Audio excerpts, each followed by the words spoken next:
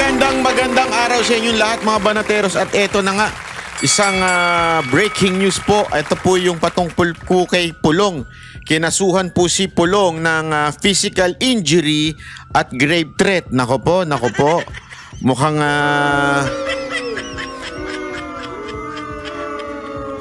may bago na naman silang pautot.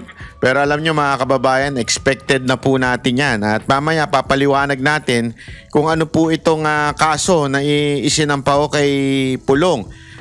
Panoorin po natin. Nahaharap sa reklamong physical injuries at grave threats si Davao City 1st District Congressman Paulo Duterte. Sinampahan siya ng reklamo sa Department of Justice. Inihain niya ng isang Department of Justice. DOJ. So, dyan pa lang, alam na kaagad natin ang resulta. Tone John Patria.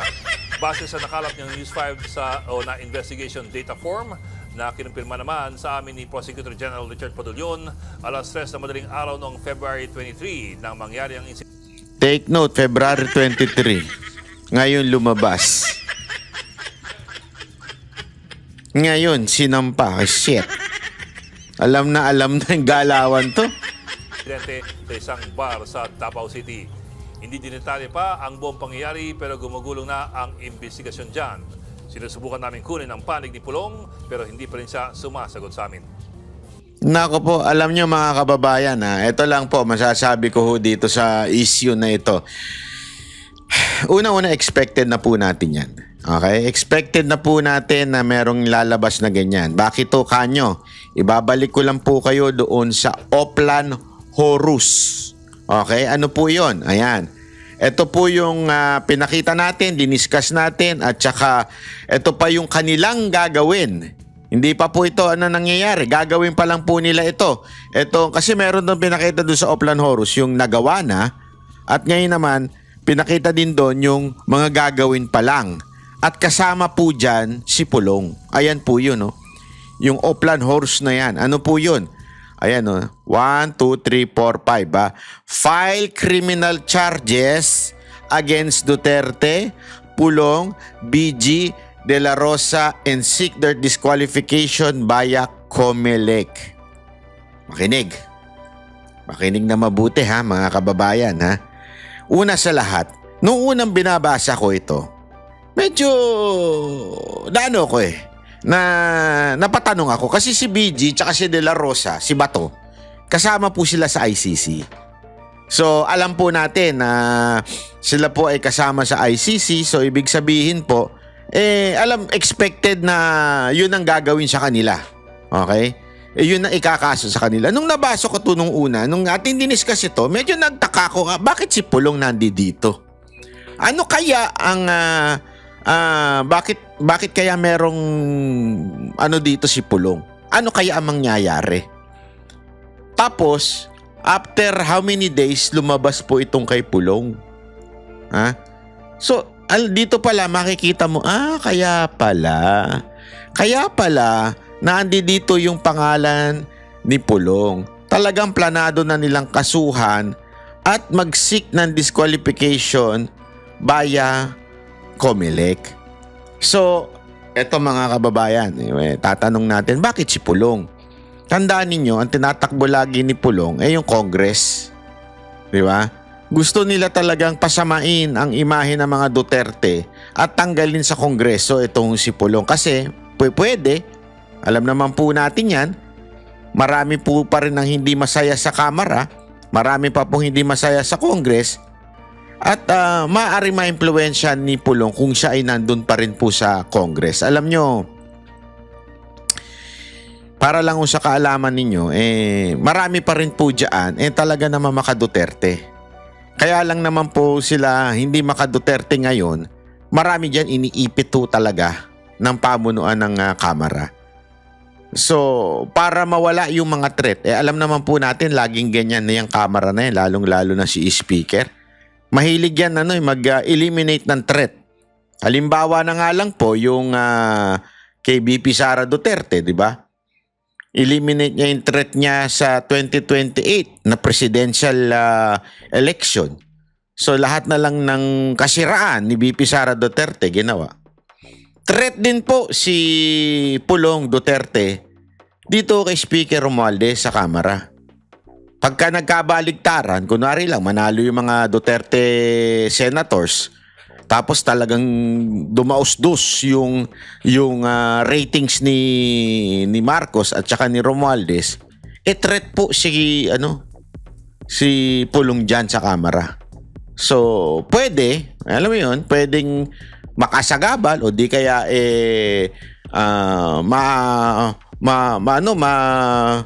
mabaling yung ibang mga congressman dito sa mga Duterte. Hindi natin alam. Kaya siguro, malamang, ito ang purpose nila. Aside from masira si Pulong Duterte. Yan po ang unang nakikita ko. Ipakita natin yung video ha. Meron pa kasi akong isa pang nakikitang anggulo kung saan yung may lumabas ding balita tungkol po doon sa Hong Kong. Meron pong lumabas sa kanilang telebisyon tungkol po sa gold na nilolonder ho doon sa Hong Kong. Lumabas din po ito sa Hong Kong News. At merong isang whistleblower na nag-a-allege na ito daw mga Marcos ay meron daw po silang nilolonder na gold doon. According to this whistleblower. Lumabas na po sa mga balita yan ng Hong Kong. Nakita ko nga yung news niyan at isa pa meron pang iba pang naglabas daw dyan. Ngayon, siyempre sa mainstream media natin, di naman maglalabas yan. Alam mo naman na mainstream media natin, sagad sa buto ang kabayas, ang pagiging bias. Hindi, isipin nyo to ha. Yung kaso ni Romualdez, yun sa Amerika, ang laking issue noon. Mantakin mo isang Speaker of the House na involved sa isang demandahan sa Amerika patungkol ho dyan sa issue ng Okada. Di ba? Hindi yun natin sinasabing guilty. Pero na-involve doon sa kaso. Ito nakakapagtaka. Ni isang mainstream media walang nag-discuss. O, di ba? Ano masasabi ko? Doon pa lang kitang-kita mo na lintik na mga bias itong mainstream media. Talaga mga walang nya. Marami sa kanila mga walang nya talaga. So, dito na naman. Eto na naman. May lumalabas na issue tungkol dito sa gold. Ewan ko kung ito ba yung Talano Gold. Tanong kaya natin kay Sangkay. Hanapin natin kay Sangkay. Hoy, yung mga naniwala kay Sangkay no, kaya nyo binoto si Marcos. Singilin nyo si Sangkay. Singilin ninyo, sabihin mo, hoy, naniwala kami sa Talano Gold mo, hanggang ngayon wala pa rin. Singilin nyo si Sangkay. Yeah. Oh, anyway, balik tayo sa gold. Etong whistleblower, hindi kasi si Sangkay yung whistleblower? Hindi, ako tatanong lang ha. Etong whistleblower na nagsabing nag-money launder po ang etong mga Marcos ay ano yan, malaki ho yan na issue, news. Pero bakit tila walang mainstream media natin sa Pilipinas ang nagdi-discuss? Una yon. Pangalawa, hindi kaya diversion po itong issue ni Pulong na naman para ang pagpiesta ng mainstream media at hindi mapansin ang pagiging bias at fake news ng ilang mainstream media, ipinasok ho nila ito kasi mantakin mo February pa ito nangyari. No wonder kung yung kay Pastor Kibuloy nga na-dismiss na yung kaso, it was long time ago, nabuhay pa. Ito pa kaya, February lang. Although it was too late. I mean, may nangyari nung February, ngayon lang lumabas. Wow, timing naman sobra sa kampanya na. Sobra naman timing. Sobra naman po atan timing ng kampanya na itong paglabas ng issue na ito. Tapos talagang tila may pagtatakpang pang ibang issue. Ano sa tingin nyo? Ito ay diversion? Ako sa tingin ko aside from ito po ay planong paninira sa mga Duterte dahil sila ho'y sagabal sa pangarap ni Romualdez. Sagabal naman talaga sa pangarap ni Romualdez, isa pa ho ay baka ito isang diversion para hindi na pag-usapan yung di umano, yung alleged money laundering na ginagawa ng ni Marcos daw. O di umano, ha? Di umano yan, ha? Alleged po yan, ha? Alleged. Madaling salita, daw. Ha? Daw. Di tayo sure. Yan, ha? Malinaw ho yan, ha? O anyway, panoorin po natin yung video at ipapaliwanag po natin ng bahagya ang kung ano sa tingin ko ang nangyari dyan. Kasi ito, tingnan nyo. Kasi may nagkwento sa akin na taga Davao. May nagkwento sa akin. Ito. Panoorin natin itong saan na yun? Nasaan na yun? Ito. Yan. Kita nyo. Ayan. Ha? Ayan. Ambangan. Nako. Shh.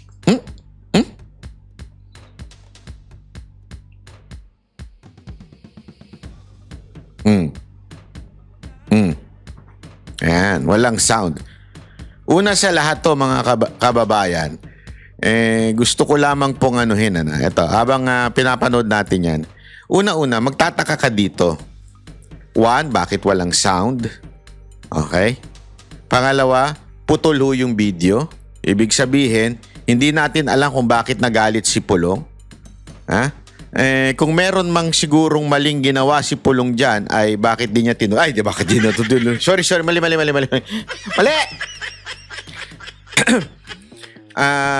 Bakit niya inambangan? Parang gano'n, di ba? Yun ang sinasabi ng iba. Kasi ganito yan Ito, mga kababayan. Ang istorya, sabi eto daw lalaki, yung mataba, sabi, bugaw daw yan. Pero pag babasahin mo doon sa mga ibang nag-post, businessman yan. Okay? Businessman daw yan. Pero yung iba naman, sinasabi, meron daw binugaw itong mga babae kay Pulong. Okay? Yun ang sinasabi, yun ang akusasyon. Binugaw daw kay Pulong tas hindi binayaran. Parang something like that. Okay? Ngayon, kung titignan mo yung kwento na yon, ay pwedeng pumasok sa video. Anong ibig ko lang sabihin? Simple lang. Ito yung video. Kung sino man yung lintik na direktor nito, hahanap yan ng kwento na mukhang kapanipaniwala o di kaya pwedeng sumute doon sa video. Nagigets nyo? Kasi kung talagang totoo yan, mantakin mo. Ikaw halimbawa lang, ikaw kongresista ka. Tapos, kilala ka. February daw nangyari ito. Alam mo na target ang mga Duterte. Alam mong target kayo ng gobyerno ni Marcos. Alam mo yung kapatid mo pinag-iinitan. Gagawin mo ba ito? Kukuha ka pa ng bugaw? Kukuha ka pa ng nyok-nyok? Hindi. Nagagets mo? Bakit ka kukuha ng nyok-nyok? Tas ganyang kabulgar, gagawin mo sa bar. Di ba? I mean, sorry pero ikaw ay hindi naman simpleng tao. Ikaw ay anak ng dating presidente. Ikaw ay meron kang katungkulan at alam mo na hinahanapan kayo ng butas ng gobyernong ito. Tapos, magtatawag ka ng nyok-nyok doon sa bar.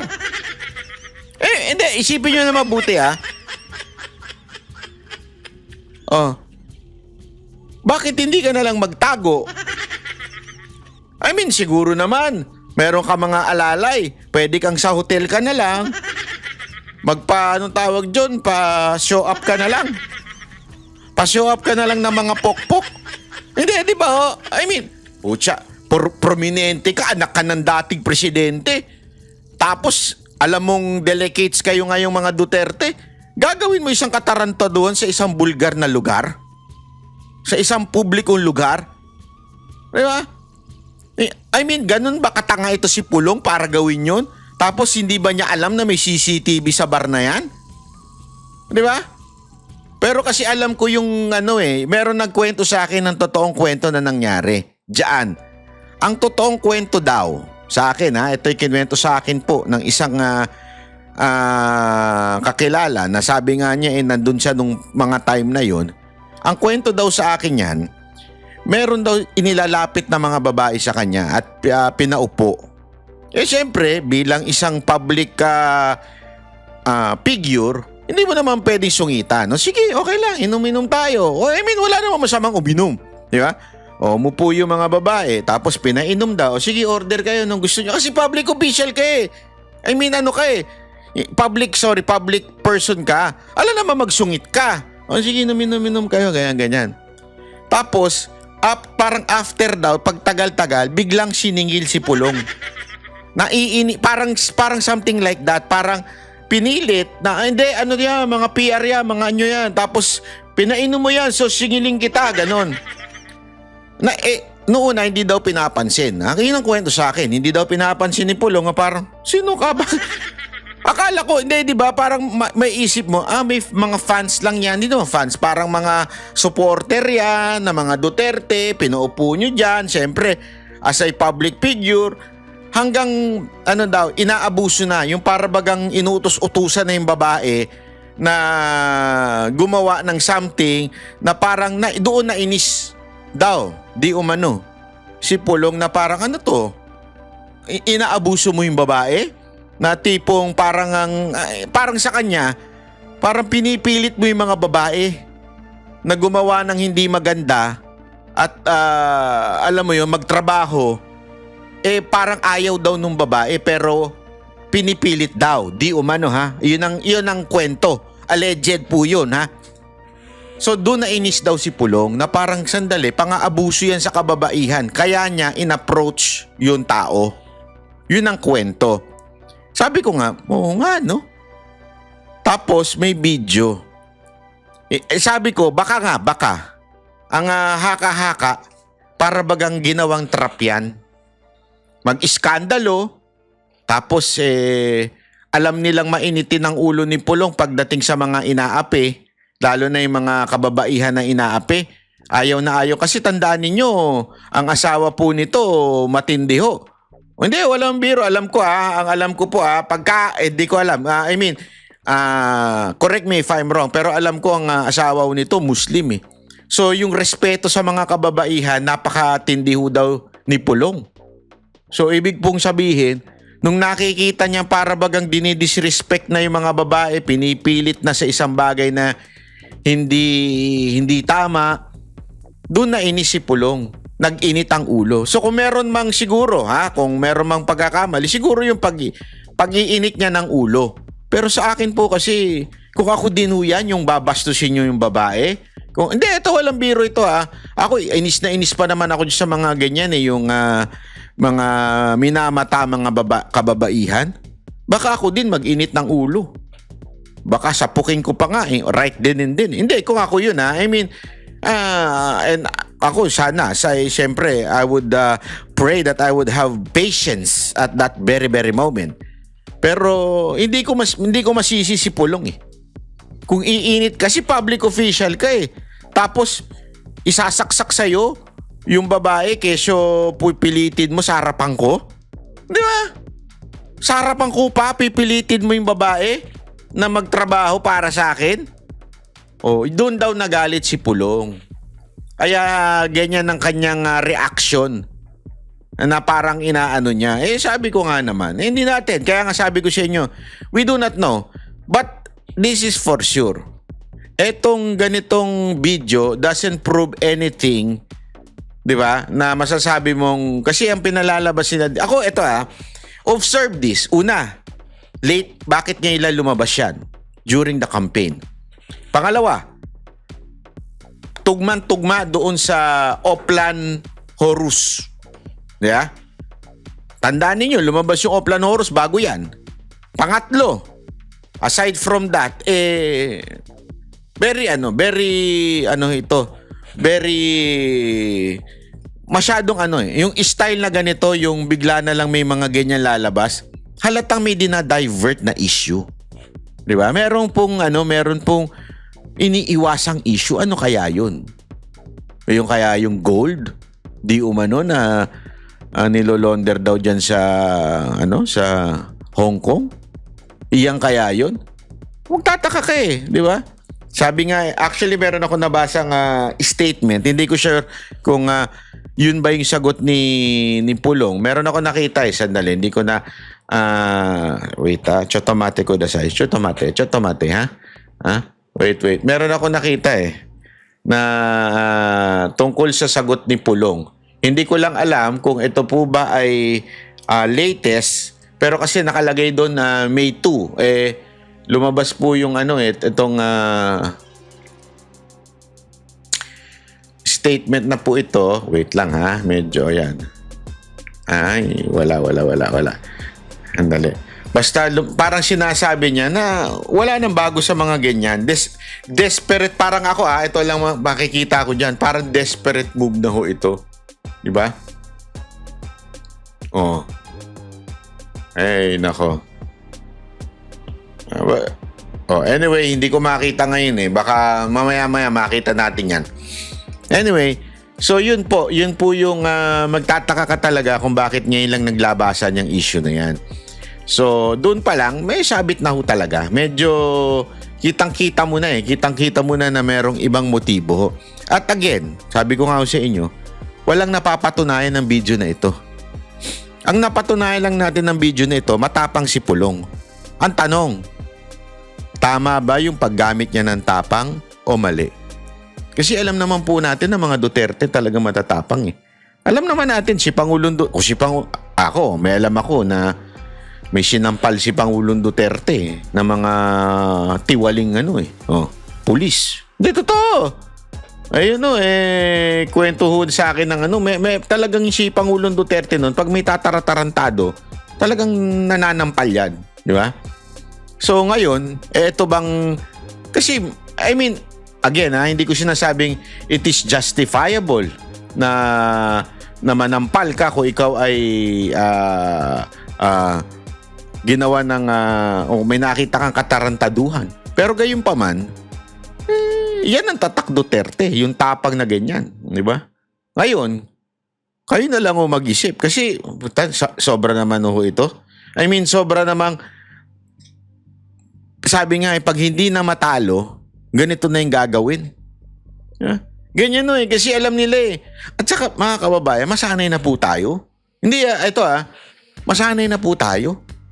Nung panahon ni Pangulong Duterte, ganyan din Naalala nyo 2016, last minute, merong peking pinalabas na peking account si Trillanes, naalala nyo nun?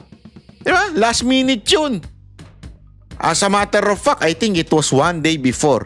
Buti, magaling si Panelo at nakuha niya yung certificate mula sa BPI na nagsasabing walang account si Pangulong Duterte ganon. Di ba? Ito yun ang sa akin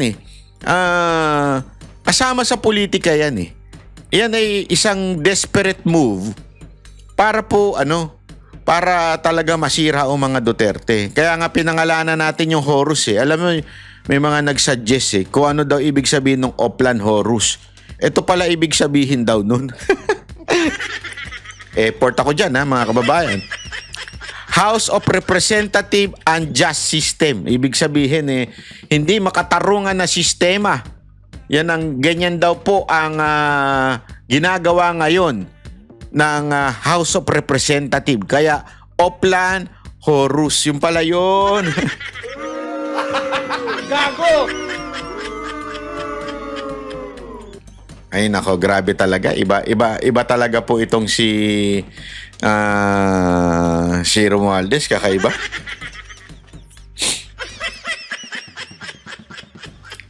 Asahan nyo pa? Meron pa yan. For sure, meron pa yan. May mga lalabas pa po dyan na issue. Yan ang asahan ninyo dahil hindi ho titigil itong Marcos Romualdez team to destroy the Duterte until 2028. Kaya alam mo ang lang dito, yung mga Pilipino, alam na ho nila Alam na ho nila na, eto tingnan nyo. Alam natin mangyayari dyan. Sasagot si Pulong. Di ba? Totoo. Pag sagot ni Pulong, magpa-play victim naman itong gobyerno naman. Hindi, ganyan lang naman sila pagka hindi na ho nila kinaya yung banat, halimbawa ni Pulong, for sure yan. Magpe-play victim na naman yan. Sasabihin naman nila, ay, di, wala yan. Ano yan, kinakawawa lang kami. Sinisiraan kami ng mga Duterte. Mga Duterte pa talaga maninira, no? Ito, pakita natin yung statement po ni Pulong na SMNI lang po ang nakakuha. Ewan ko kung bakit hindi nilalabas ito ng... Hindi, nakita ko lang sa SMNI, May 2, sabihin, kahapon, kahapon. After lumabas, ito sabi niya, wait. Ito. Ayan. Sabi dito, ayan. Kung hindi ka matalo sa ayuda, matalo ka sa kasuhan kita. Nak ng wewe, galing That is the new politics of the Philippines. Right now, dirty politics, sanay na tayo dyan. Tama Kung hindi ka matalo sa ayuda muna. Diba? Kakasuhan ka. Alam mo, sanay, ako rin sanay na dyan.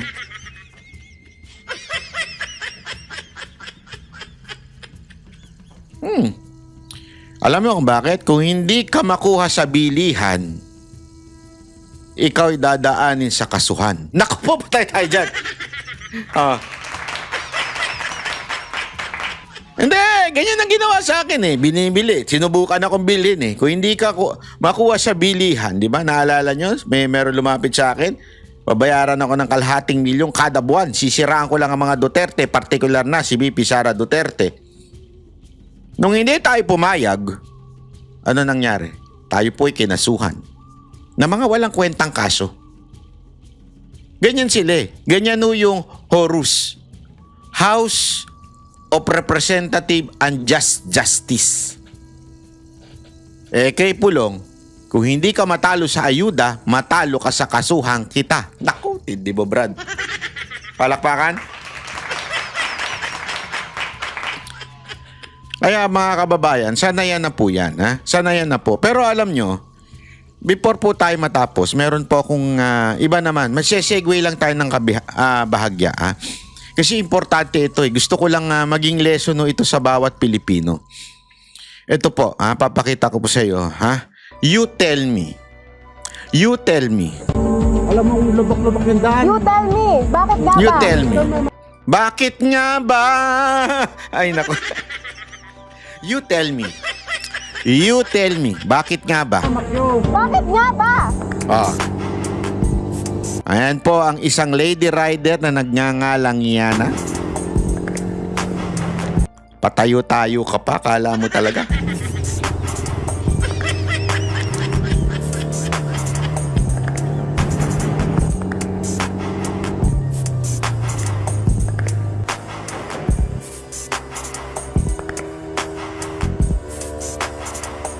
Talagang merong cinematic ang datingan. Prepared? I noticed this truck has been hurting lanes without checking. Ayan na. English na.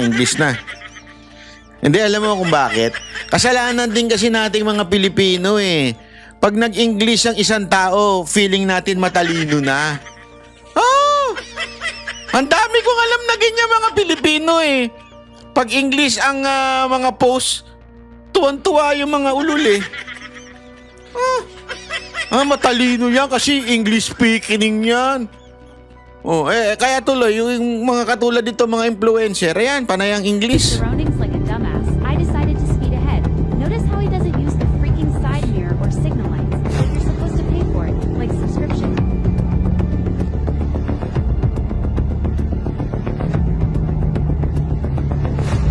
Nako! Nginaratan pa. Sumingit ng nginaratan pa. Alam mo, eto kasi sinasabi, maraming dyan mga kwento dyan. Bakit daw umovertake sa kanan? Una-una, sa Pilipinas naman, aminin na natin, lang overtake kaliwat kanan. Hindi pwedeng kaliwa lang. Hindi kasi sinasabi, hindi kasi mali ka overtake sa kanan Sa akin, maaring mali yun, pero more than that, ang problema ko dito, hindi yung pag-overtake niya sa kanan. Ang problema ko dito, pikon yung babae. Bakit? Okay naman mag-overtake ka Hindi naman nirereklamo nung yung lalaki, yung pag-overtake mo. Ang nirereklamo niya, bakit mo kailangan ngaratan? Yung ngaratan, yung ganyan, yung ganyan. Bakit mo kailangan ganunin? Diba? Ibig sabihin, napikong ka. Oh. Napikon ka na porket muntikan ka na, kasi muntikan sa masage. Yun yung parang pinalalabas niya, muntikan siya sa masage. So napikon ka at ginaratan mo. Yan ang problema. Diba? Yan ang problema sa atin mga kababayan. Masyado tayong pikon sa kalsada. Iwasan natin yung pikon natin sa kalsada kasi ipapahamak tayo niyan. Tuloy itong babaeng to, itong influencer na ito, naging ano na tuloy, naging reyna na ng mga kamote. Pagka titingnan nyo yung mga post sa kanya, ay grabe ho, sabi ko, mahigit 10,000 comment na talagang binabash siya. Di ba yan naman ang gusto mo, sumikat? O di sikat ka na. Yun lang.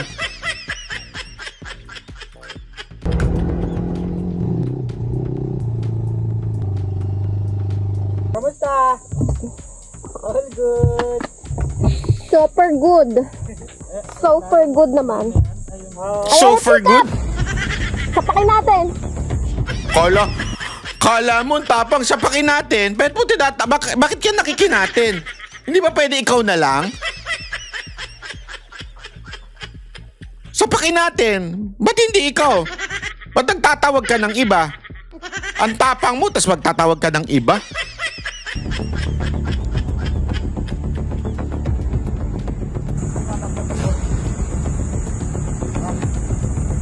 Sorry, ano? Mamakyo ka. Bakit nga ba? Bakit nga ba? Kaya logic yan, no? Bakit nga ba? Mada namamakyo ka. Bakit nga ba? Bakit nga? Kaano-ano kaya to ni Yusik Clear? Parang ganun siya eh. May nagtanong sa kanyang reporter. May nagtanong, di ba kayo sa reporter sa kanya, sabi niya, ganito. Ano sagot niya? Sino nagsabi? Ikaw ba nagsabi? Sino nagsabi? Ma'am, sagutin nyo na lang yung tanong.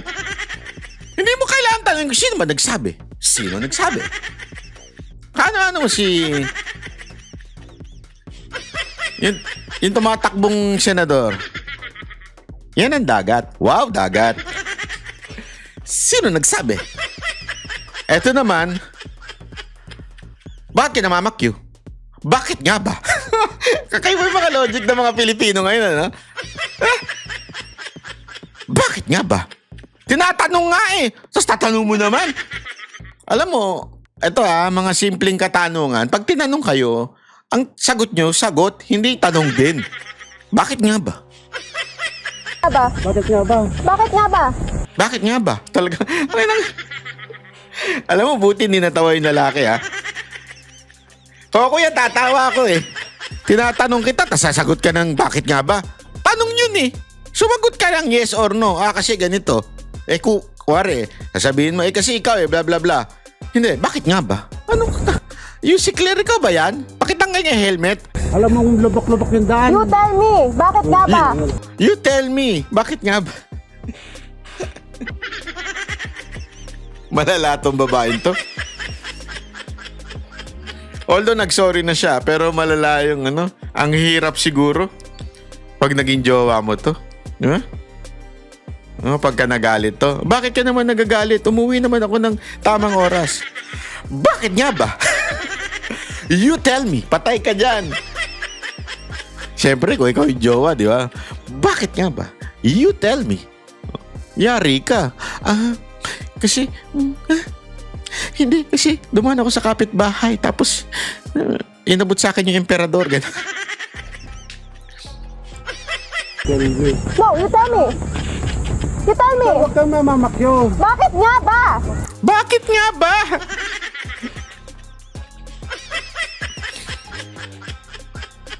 Ang hirap maging jowa nito. Mahirap. Hindi ka Ito yung mga tipo ng tao na jowa na kahit anong dahilan mo, siya ang palaging tama. Mantakin mo. Hari, nagloko siya. Kunwari, sa bahay ka, biglang dumating siya ng late, lasing. Late na. Kunwari, lalaki magtatanong sa babae, late na. Bakit ka umuwing lasing? Sagot sa'yo ng babae. Bakit nga ba? You tell me. Ang lupit mo, Brad. Ang lupit mo, sis. Mahirap to. Dapat tinitake down ito. Kasi pag natuto mga kababaihan dito, mantakin mo, halimbawa lang naman yung jowa mo nagloko. Tapos ang sagot pa sa'yo, bakit nga ba? You tell me. Yari kayo dyan, mga kababayan. May jowa kaya to? Magkakajowa ba kaya to? You tell me! Nagit-git nyo kasi. May side mirror pa ako wala! Pinagmalaki niya pa.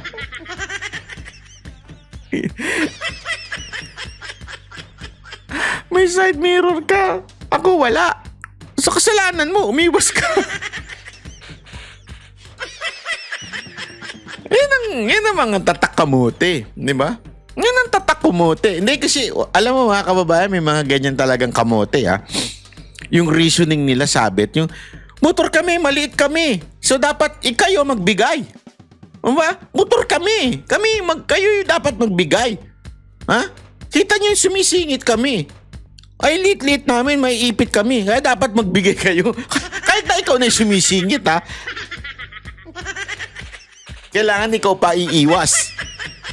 May mga ganyang kamote. Hindi naman lahat. Marami pa rin naman Pilipinong matitino magmotor. Pero may mga ganyang kamote na ipagpipilitan na tama siya kahit maling-mali na. Mantakin mo sabihin niya yun, ha? Wala akong side mirror. Ikaw may side mirror. O, dapat ikaw mag-giveaway. Hindi ka gumagamit side mirror mo? Hindi ka gumagamit ng side mirror mo. Mahirap talaga maging jowa to. Ano ba? Delicates to pag naging jowa mo. Yung mga hirit nito, delicates ka talaga, Brad. Drama? Dramas! Alam mo, ako, saludo ako dito kay Sir, ha? Kahit medyo may kalusugan, hindi siya high blood, ha? Kasi may mga ganyang katawan. Mga katawan ni Boss Dada, tsaka ni Jay Guevara. Ay, naku, mga high blood yan, mga yan. Ikaw ang wag ganon. You use your side mirror. Bitches. Siya na nga yung walang side mirror. Ang lakas pa ng loob niya sabi, you use your side mirror. Ay, naku, te, kung ako sa'yo, te. Alam mo, eto ha, meron nung pinost ko ito, may nag-comment tuloy sa akin. Sabi nung isa nag-comment, kasi yung mga lady rider ngayon, puro lang padede, puro dede lang ang pinapakita, parang ganun. Sabi ko lang naman masama. Biro lang. Hindi, ako, wag niyo naman kasi lahatin. Yung mga gusto magpakita ng dede, wala namang problema yun. Wag lang habang nagmumotor. Asama pakinggan, ano? Hindi, kasi ayoko naman magmalinis. Anong ibig ko lang sabihin, mga kababae? Ayoko magmalinis. Ang akin lang, ilagay lang natin sa tamang lugar. Kasi may mga ano dyan, mga pa-conservative na iba, minsan nakakairita na rin minsan, di ba? Kayo mga kababaihan, wag kayong magpapakita na, wag kayong magsuot ng ganyan, wag kayong magpadede, ganyan. Pero sila naman tingin ng tingin, yung mga kalalakihan, nagkataon lang kasi,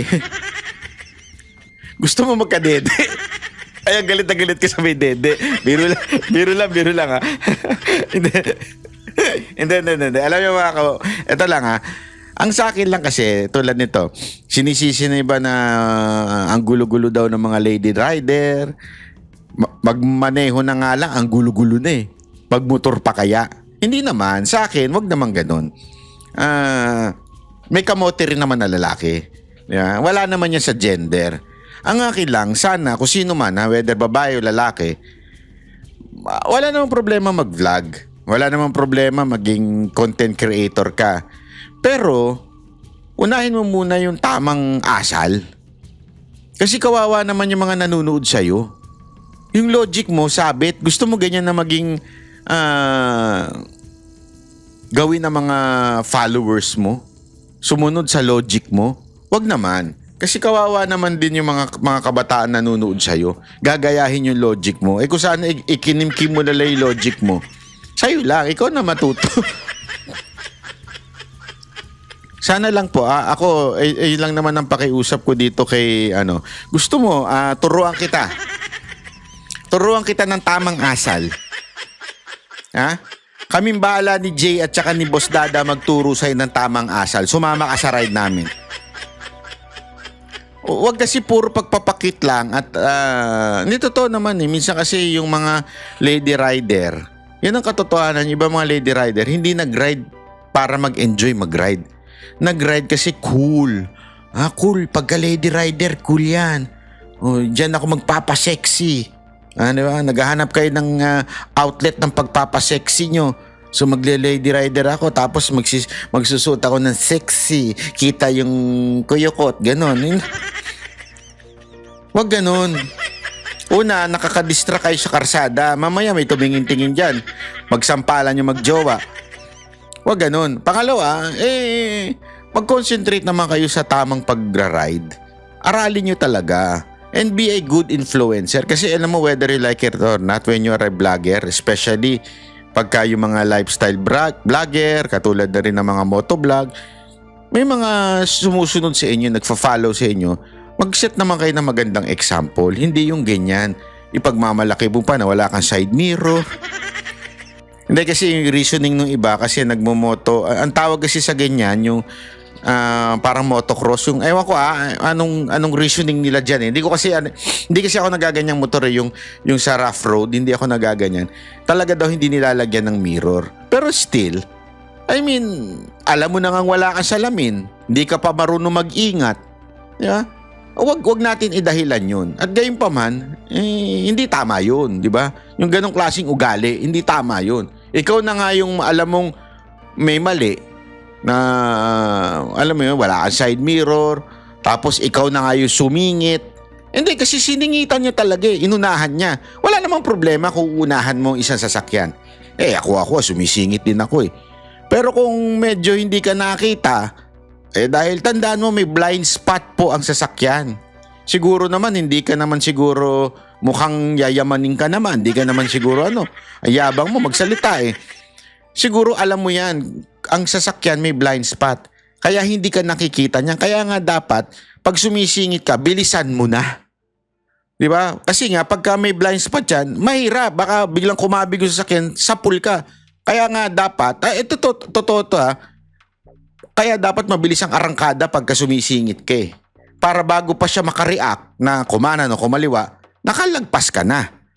At huwag ka magagalit, huwag ka nang kailangan ngumarat-ngarat. Ano yung bawat masisigita mo, ngangaratan mo, gaganyanin mo? Huwag ganun. Yun lang, gusto ko lang magkomento dito. Sana kayo mga kababaihan, bago kayo magpakit na magpa-cute at mag-vlog na mag-vlog, walang problema sa pagbablog, pero unahin nyo muna yung maayos na ugali. Hindi yung ganyang ugali, nakakasira kayo sa riding community. Totoo, nakakasira kayo sa riding community. Iisipin tuloy nila, ang lahat ng lady rider ay ganyan. Hindi ganyan. Ang daming matinong lady rider dyan. Ang daming matino, nagbibigay ng aral, nagbibigay ng example, tapos sisirain lang ng ganito. Wag ganun. Maganda rin ang mga may lady rider ha. Para, hindi kasi totoo naman eh, malaki na tutulong ng pagra-ride. Wag naman ganyan. Maraming salamat po. Ako po si Banal Bay. Kita-kita ulit tayo sa susunod na